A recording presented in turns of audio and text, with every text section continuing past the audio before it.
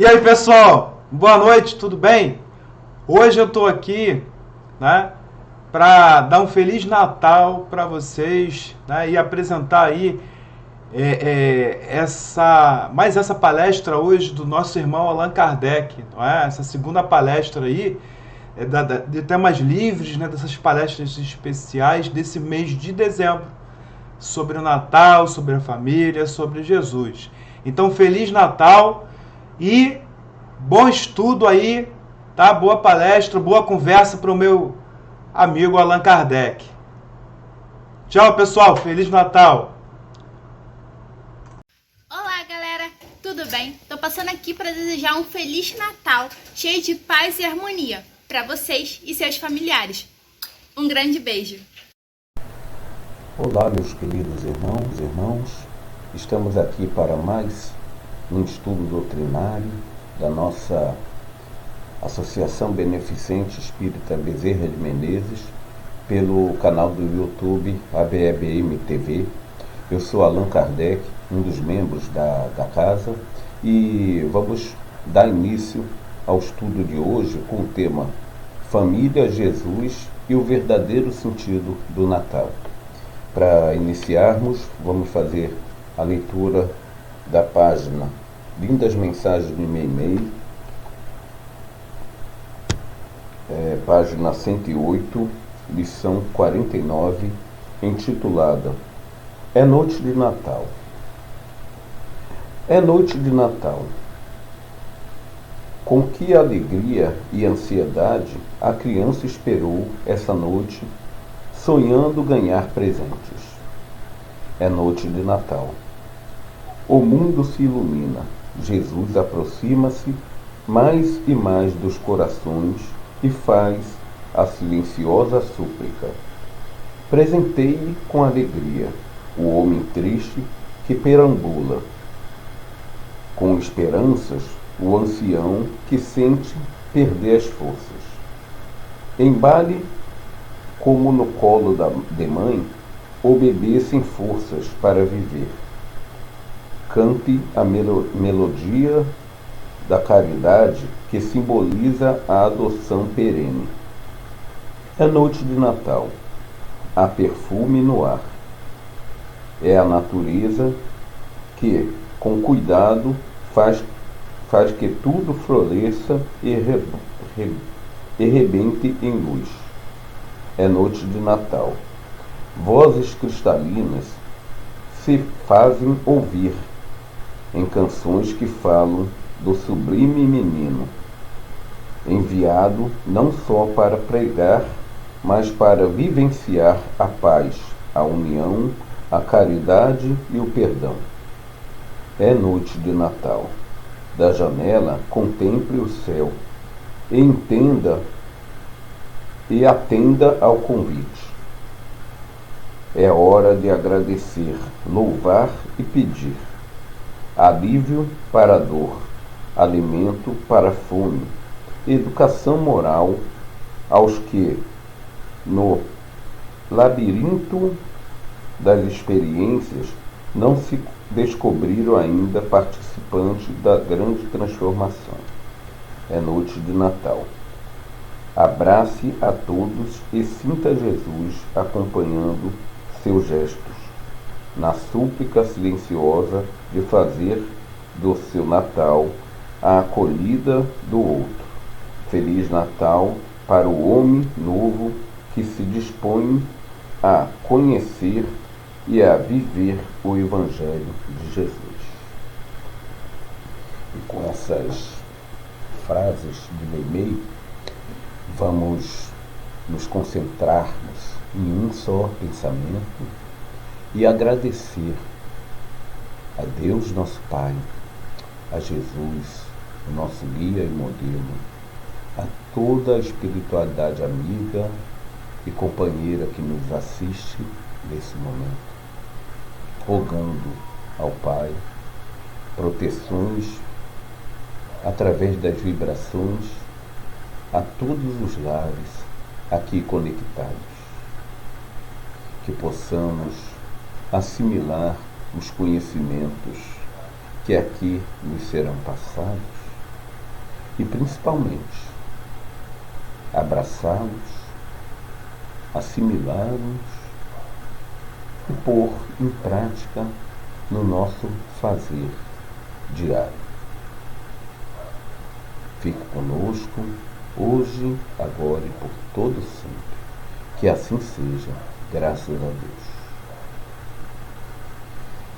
Então, irmãos, nós vamos dar prosseguimento aos nossos estudos doutrinários aqui da ABBM TV. E nada melhor do que falarmos de família, de Jesus e do verdadeiro sentido do Natal nesse período. O homem não pode dispensar as companhias e, por isso, para o seu próprio desenvolvimento, para seu próprio desenvolvimento, ele se reúne em família. Biologicamente, sociologicamente, moralmente, espiritualmente, o ser humano depende um do outro.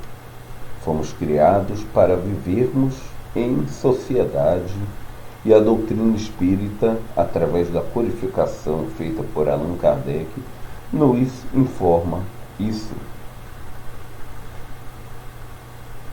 E aí a gente aproveita, que estamos falando da doutrina espírita, vamos ver na lição 203 do Livro dos Espíritos algo que reforça essa necessidade dos homens viverem em sociedade. A pergunta 203, Kardec pergunta aos espíritos superiores: os pais transmitem aos filhos uma porção de sua alma ou se limitam a dar-lhes o corpo material, da qual uma nova alma mais tarde vem habitá-lo? E a resposta dos espíritos para Kardec é a seguinte: os pais só fazem o corpo material, porque a alma é indivisível. Pai. Então a gente conclui que pais estúpidos podem ter filhos gênios. Filhos gênios, filhos estúpidos podem ter pais gênios. Então o que nós doamos aos nossos filhos nada mais é do que o envoltório físico, o envoltório material, o corpo físico. O espírito é um ser independente, criado pelo único Pai, que é Deus.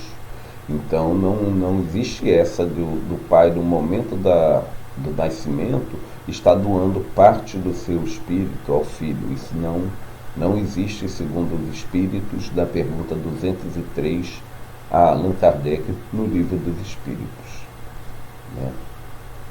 E o Espiritismo ainda reforça lá no que é o Espiritismo, no seu capítulo 3, na pergunta no seu capítulo 3, na pergunta 122, tem esse reforço ainda em relação a isso. E aí a pergunta é a seguinte: se as almas são independentes uma das outras, de onde vem o amor dos pais pelos filhos e vice-versa? Repetindo a pergunta: se as almas são independentes uma das outras, de onde vem o amor dos pais pelos filhos e vice-versa, no caso dos filhos para os pais? E a resposta é a seguinte: os espíritos se ligam por simpatia, e o nascimento em tal família não é um efeito do acaso, mas depende muitas vezes da escolha feita pelos espíritos que vêm juntar-se àqueles a quem amou no mundo espiritual ou em experiências de vidas pretéritas.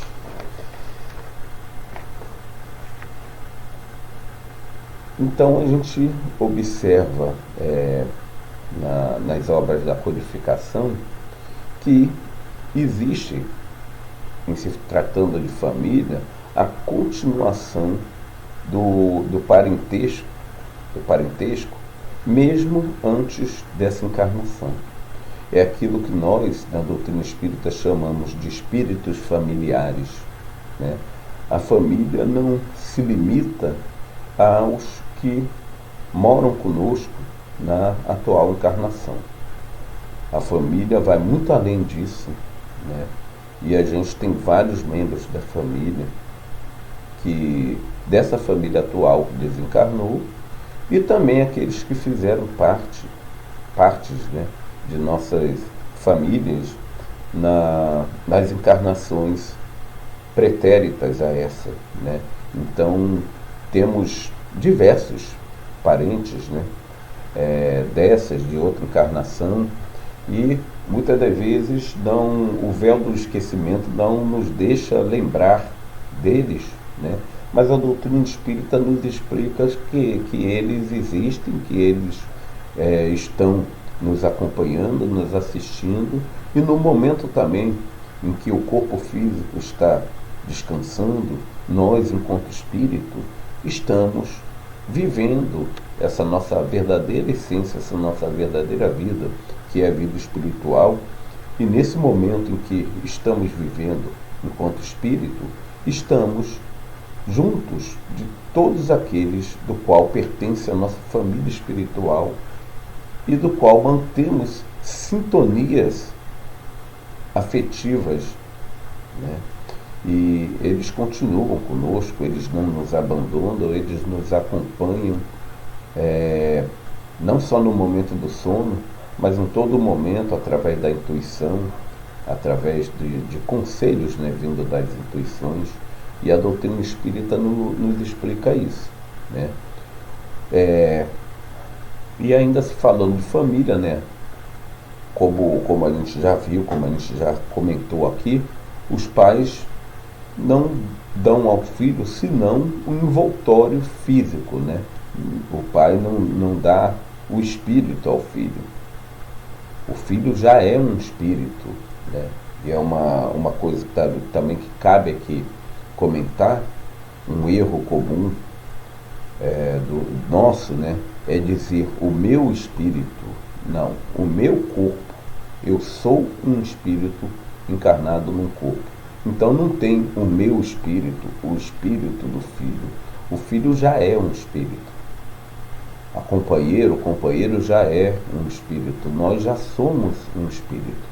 Então essa fala de o meu espírito não é correta, e sim o corpo físico do qual eu, espírito, estou usando. Então nós, enquanto espírito, não doamos ao filho o espírito que ele é. Doamos o seu corpo físico, né? E nós, pais, temos a missão, né, de auxiliar esse filho no progresso dele enquanto espírito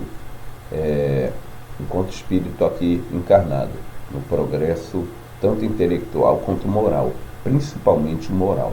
Então é uma missão nossa, pais, ajudar esse filho, essa filha, na sua evolução. Vários livros, né, de André Luiz, né, nos mostra, né, que durante a gestação, no momento em que um espírito vai reencarnar, os pais participam de reuniões na erraticidade, junto com esse espírito que virá como filho.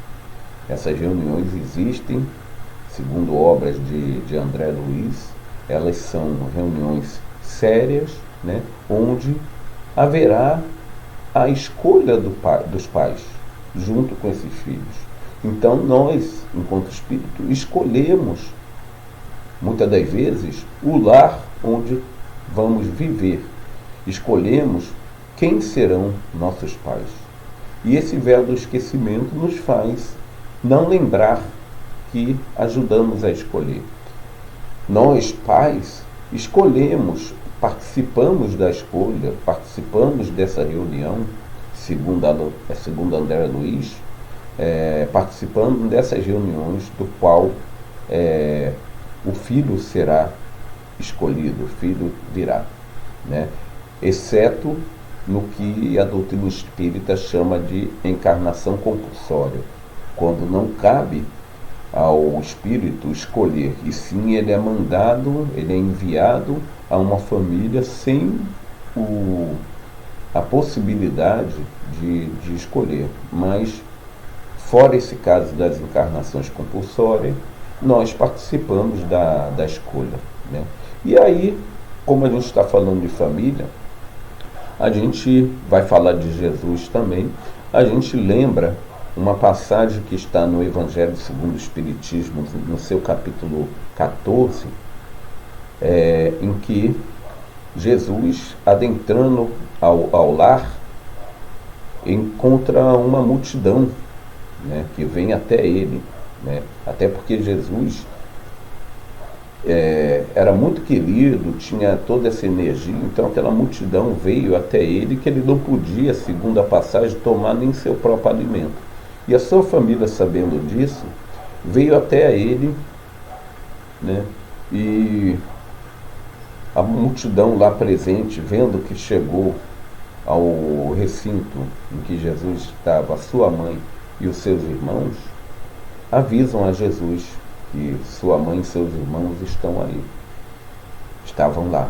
E Jesus pergunta, né, na passagem, quem é minha mãe e quem são meus irmãos? Né? E ele ainda conclui dizendo que eis aqui minha mãe e meus irmãos, pois todos aqueles que fazem a vontade do Pai é minha mãe e são meus irmãos. Essa passagem está em Mateus capítulo 12, versículo 46 a 50, e está em Marcos capítulo 3, versículo 20 a 21. Tá? Então, refletindo sobre essa passagem e conhecendo a natureza, a grandeza de Jesus, né, esse Espírito que é o nosso guia e modelo para toda a humanidade aqui encarnada, então nós não podíamos, de forma nenhuma, entender que Jesus estava nesse momento negando a sua mãe e negando o seu irmão, os seus irmãos, ou seja, negando a família. Não, Jesus não estava negando a família. Jesus estava simplesmente ali mostrando para nós uma verdade que até então desconhecíamos, né? Que além dessa família consanguínea, além da família que temos aqui, que como já falamos, tem a missão, os pais, de nos ajudar a conseguirmos evoluir espiritualmente, intelectualmente, moralmente falando, existe uma família muito maior, existe a continuidade, a perpetuação da família, mesmo antes da nossa vinda a essa encarnação. Já tínhamos laços familiares com outros espíritos simpáticos, e a morte do corpo físico não destrói esse laço de afetividade. Pelo contrário, fortalece essa afetividade, do qual chamamos de espíritos familiares. E para reforçar essa fala, a gente lê aqui a pergunta 204 de O Livro dos Espíritos, que Kardec pergunta aos espíritos: uma vez que temos tido várias existências, a parentela uma vez que temos tido várias existências, a parentela remonta além de nossa existência atual? E os espíritos respondem a Kardec: não poderia ser de outra forma. A sucessão das existências corporais estabelece entre os espíritos laços que vêm das existências pretéritas. Então a gente vê aqui que as causas de simpatias entre espíritos, né, ela vem de outras existências, né? E isso explica porque muitas das vezes a gente encontra alguém, acaba de conhecer alguém e tem aquela impressão de que a gente já conhece essa pessoa há tempo, né? E às vezes uma pessoa que não é da nossa família consanguínea, e a gente considera como se fosse um irmão, uma irmã, uma mãe, um pai, né? São espíritos ligados por afinidade, por sintonia, mesmo antes da vinda a essa encarnação. E não é por acaso que eles se reencontram nessa encarnação, como a doutrina espírita nos explica, o acaso não existe. Então, também nesse caso, não é por acaso que esses espíritos vão se reencontrar novamente nessa atual encarnação. E essa fala também explica, né, essa passagem que a gente acabou de citar do Evangelho, quem é minha mãe, quem são meus irmãos, que Jesus, obviamente, não estava negando a maternidade de Maria e nem a parentela espiritual para com seus irmãos. Jesus estava falando de algo além, que é a continuação dessa afinidade enquanto espírito. Então, quando Jesus fala, quem é minha mãe? Ou seja, naquela atual encarnação, Maria estava no papel de sua mãe, né? Mas que outros espíritos, mesmo os que ali estavam encarnados, em outras vidas, em outros momentos, estiveram no papel de mãe. Aqueles que estão encarnados como homem ou estão encarnados como mulher, não importa, em outra encarnação estiveram no papel de mãe. Como aquelas que estão encarnadas como mulher, estiveram no papel de pai, estiveram no papel de irmão, de irmãs. Então, na verdade, existe uma continuidade, uma perpetuação dessa parentela espiritual, e o que nos reforça aquela fala de irmão em Cristo, né, que outras pessoas de outras denominação religiosa utilizam, e é verdade, somos irmãos em Cristo, somos irmãos na mesma concepção cristã, somos irmãos na sintonia de pensamento, na sintonia de concepção. Então isso que Jesus quis dizer com quem é minha mãe e quem são meus irmãos. Eis aqui minha mãe e meus irmãos, apontando para a multidão que ali estavam presentes, e ele ainda reforça que todos aqueles que fazem a vontade do Pai é minha mãe e são meus irmãos. Ou seja, todos aqueles que comungam do mesmo pensamento, do mesmo amor, da mesma ideologia, da mesma moral, estão em sintonia com ele. E por estar em sintonia com ele, é considerado a sua família, não física, mas a família no laço espiritual, que é muito maior do que no laço físico, né? E aí, no Evangelho segundo o Espiritismo, no seu capítulo 4, do item 18 ao item 23, Kardec fala dos laços de família fortalecido pela reencarnação e quebrado pela unicidade da existência.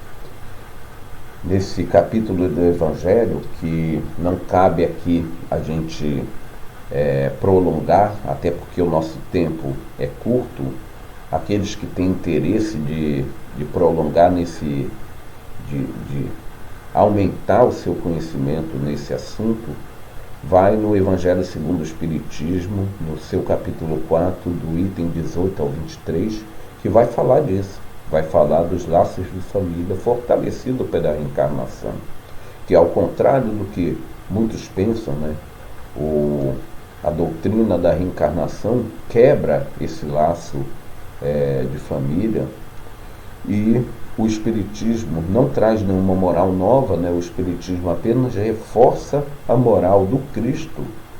E o Cristo, nessa passagem, que está em Mateus, capítulo 12, versículo 46 a 50, e também está em Marcos, capítulo 3, versículo 20 a 21, o Cristo reforça que o cristianismo ele não vem destruir o laço familiar. Ele apenas multiplica, aumenta os laços familiares, né? E o Espiritismo igualmente vem multiplicar esse laço de família, mostrando que, além dos nossos familiares da atual encarnação, temos espíritos ligados pela sintonia do pensamento. Alguns espíritos desses estão encarnados e aparecem em algum momento na nossa encarnação para nos acompanhar, porque somos um verdadeiro imã, né? Nós atraímos por sintonia aqueles de que comungam do nosso mesmo pensamento, da nossa mesma ideologia.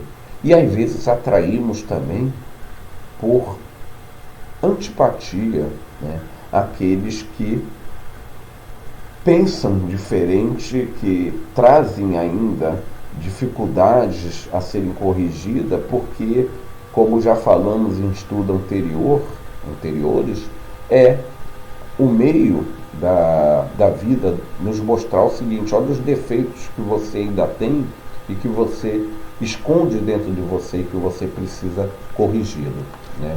Então, nesse momento a vida nos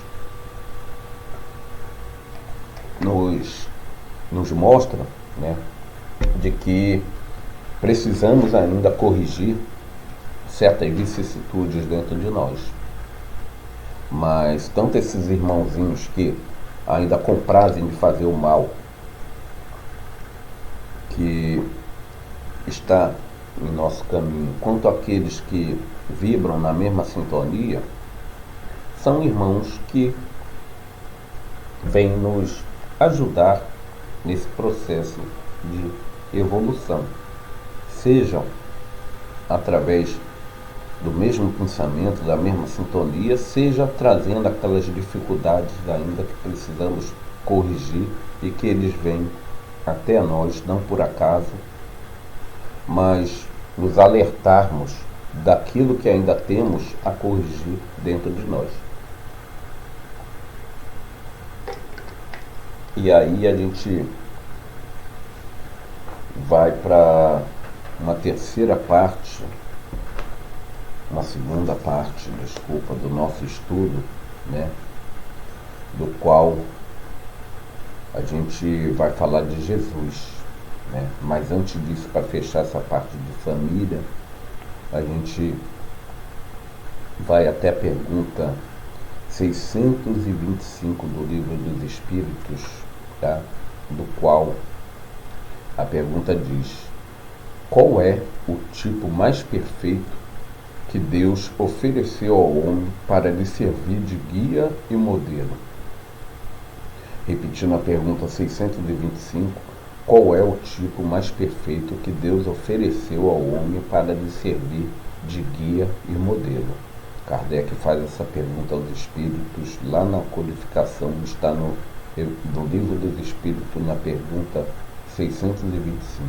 E a resposta dos espíritos a Kardec é uma das mais sucintas, uma das mais curtas do Livro dos Espíritos. Vede Jesus, né? Para o Espiritismo, Jesus é o modelo de ser humano mais perfeito que Deus nos ofereceu para servir de guia a nós. Neste sentido é que Allan Kardec afirma que para o homem, Jesus constitui o tipo de perfeição moral a que a humanidade pode aspirar aqui na Terra. E ainda reforçando isso que a gente está falando, no Livro dos Espíritos, a partir da questão 100, que vai tratar da escala espírita, né, a gente vai ver os diversos degraus, né, que nós, espíritas, estamos em momentos diferentes nessa busca pela evolução espiritual, porque o objetivo de estarmos aqui, nesse planeta encarnado, não estamos aqui para recreação, não estamos aqui numa grande colônia de férias, né? Temos, claro, o objetivo, o propósito de evoluirmos, tanto intelectualmente, mas principalmente na parte moral, né, enquanto espírito, né?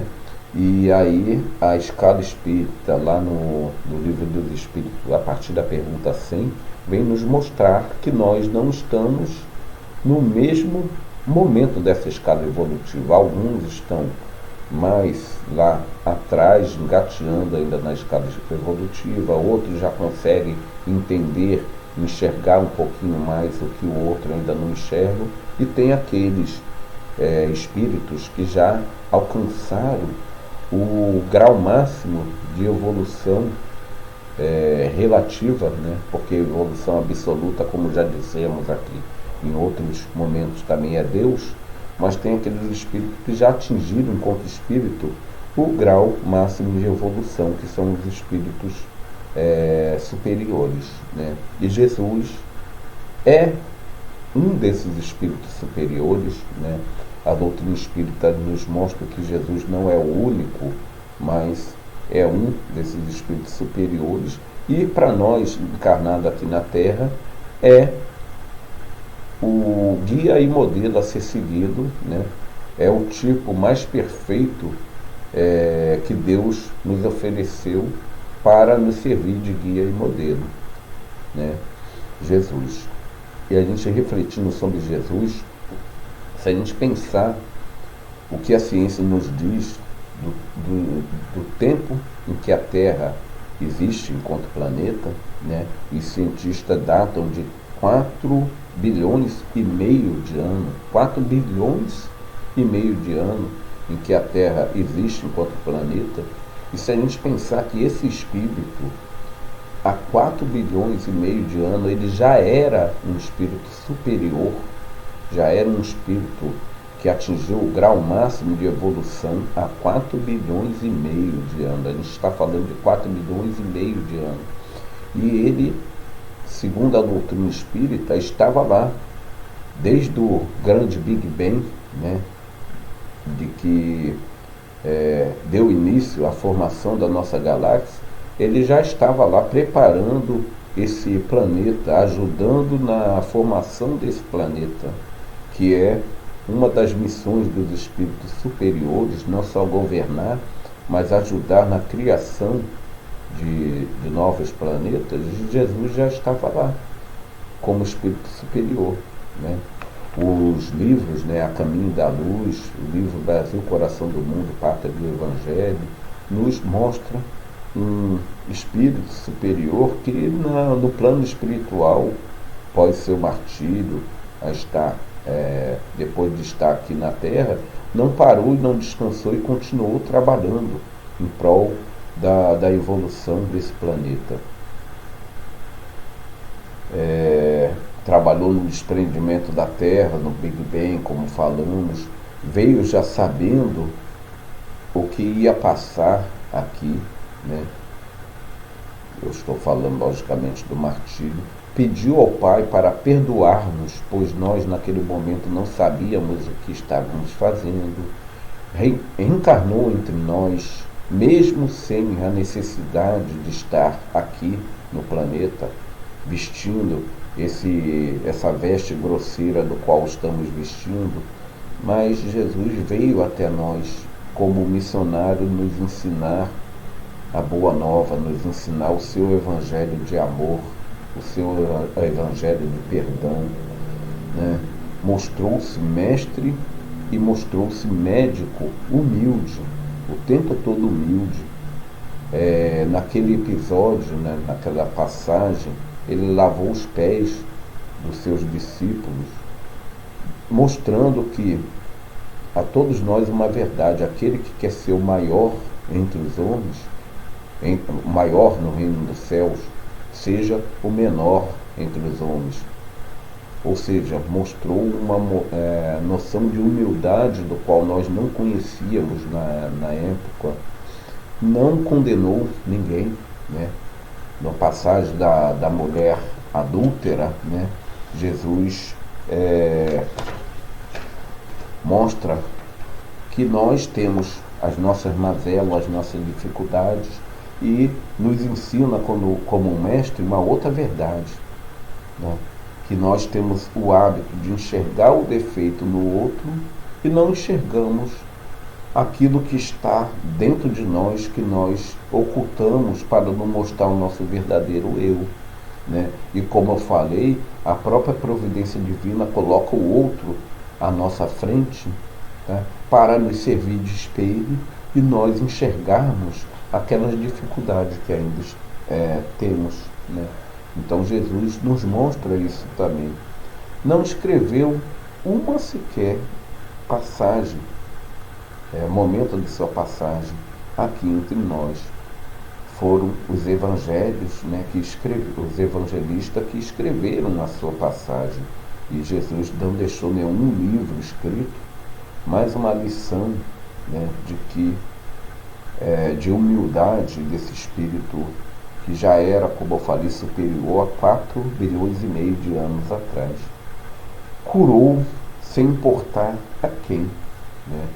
Jesus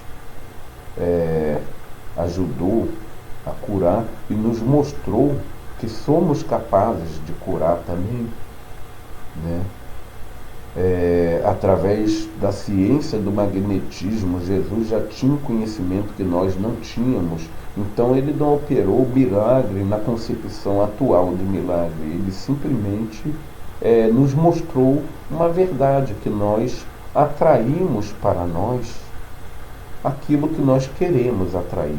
E naquele momento da cura, Jesus atrai todas aquelas substâncias presentes na atmosfera, presente na psicosfera, né? Melhor dizendo, presente no fluido universal, né? E ele, atraindo essas substâncias que ele sabia que tinham um poder curador, ele operou aquelas curas do qual muitos denominam milagres, mas que a gente sabe que está na lei da natureza. E Jesus nos traz como mestre, como médico, mais esse ensinamento, né? Tratou a todos com a mesma simplicidade, desde o doutor da lei, que não o entendia, que não o compreendia, e que argumentou como pode um homem velho voltar ao ventre da mãe e nascer de novo.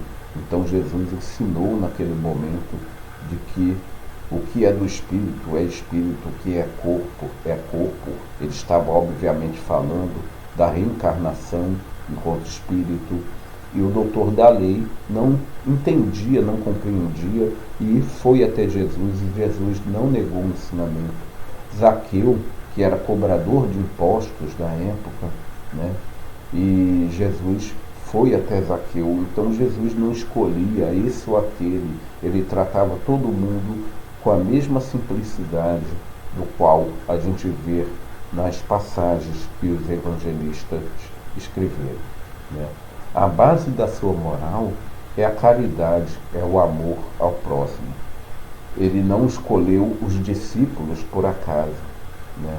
Todos aqueles escolhidos como discípulos, ou seja, como aprendizes, né, de Jesus, né, e que mais tarde seriam multiplicadores da sua doutrina como apóstolos, né, eles não foram escolhidos por acaso. Jesus já enxergava no seu interior, no interior de cada um deles, as suas potencialidades para multiplicar a boa nova, o cristianismo.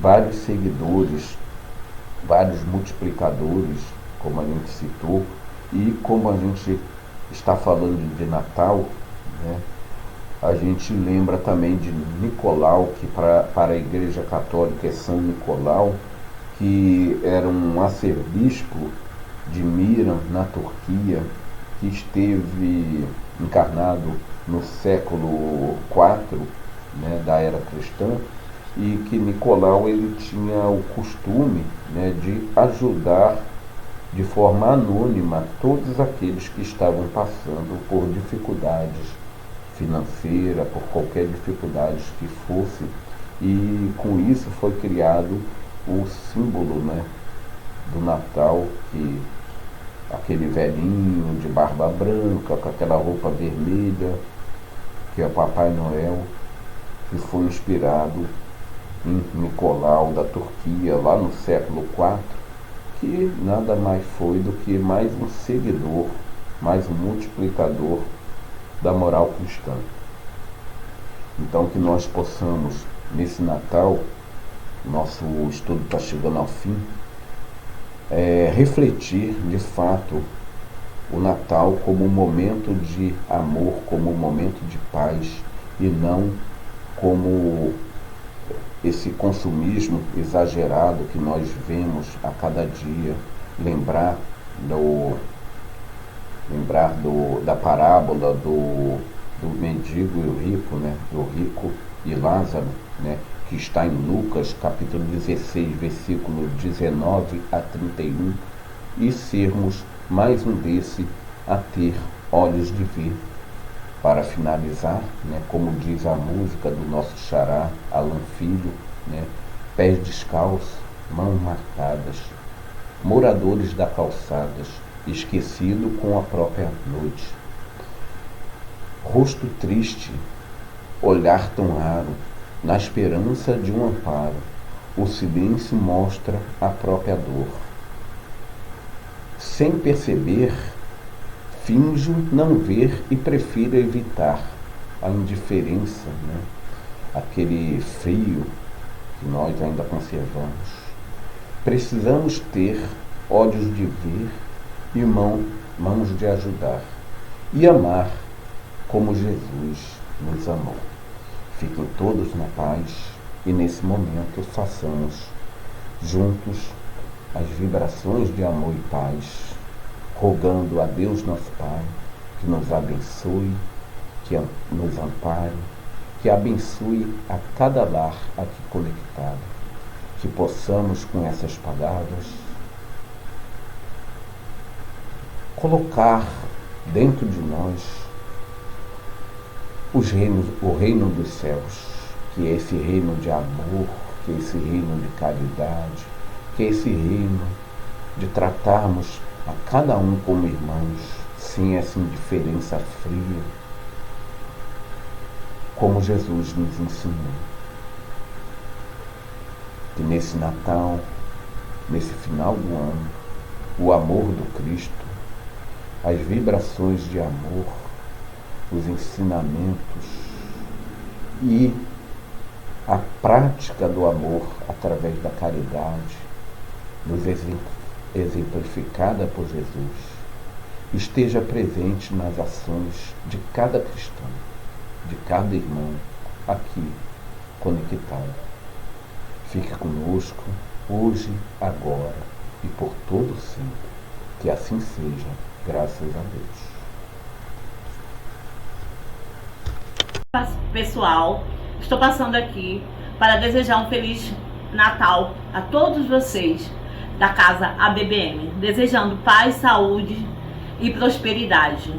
E aproveitando também para agradecer todos aqueles irmãos da casa ou não, pelas as gratificações que vocês fizeram, ajudando na cesta básica e na casa. E aproveitando também para notificar vocês que a casa ainda precisa de ajuda. E os nossos irmãos carentes da cesta básica também. Então contamos com a colaboração de vocês mais uma vez e no ano de 2022. porque nossos irmãos ainda está passando muita necessidade, estão precisando muito de ajuda. E aproveitando para agradecer por vocês existirem na Casa do Caminho, na casa do Dr. Bezerra de Menezes. Agradecendo também aqueles que não pôde contribuir, mas com orações, que é muito importante. Desejo a todos um Feliz Natal e um ano novo repleto de felicidade. Beijos!